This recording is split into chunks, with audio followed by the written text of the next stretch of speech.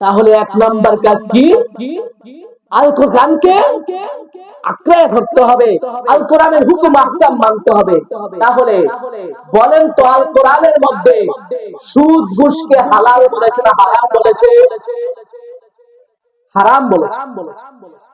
কোরআন বলতেছে সুদ হারাম, কোরআন বলতেছে ঘুষ হারাম।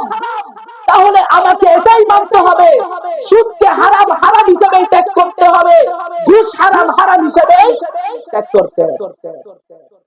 আল কোরআনে পর্দার কথা বলেছি কি বলে নাই? বলে।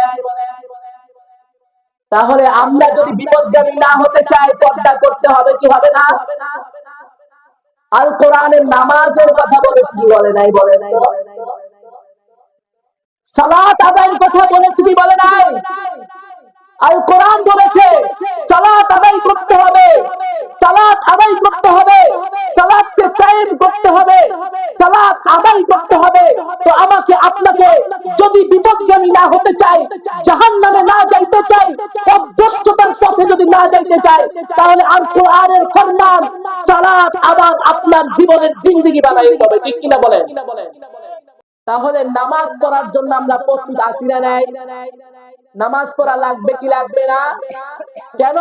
কারণ ওই যে আল্লাহর নবী বলে গিয়েছেন, তারাকতু ফীকুম আমরাইন, যে দুইটা জিনিস রেখে যাচ্ছি, লান তাদিল্লু মা তামাসসাকতুম বিহিমা। এক নাম্বার কিতাবুল্লাহ, কিতাবুল্লাহর মধ্যে আল্লাহ তাআলা বলেছেন নামাজ পড়তে হবে, নামাজ কায়েম করতে হবে, নামাজ ছাড়া যাবে না, নামাজকে জিন্দেগি বানাইতে হবে। যদি পথভ্রষ্ট না হইতে চাও, নামাজ অনুযায়ী জীবন গঠন করতে হবে। ও মুসলমান, নামাজ পড়ার জন্য রাজি আছি না নাই? দুই হাত তুলে বলি আল্লাহু আকবার।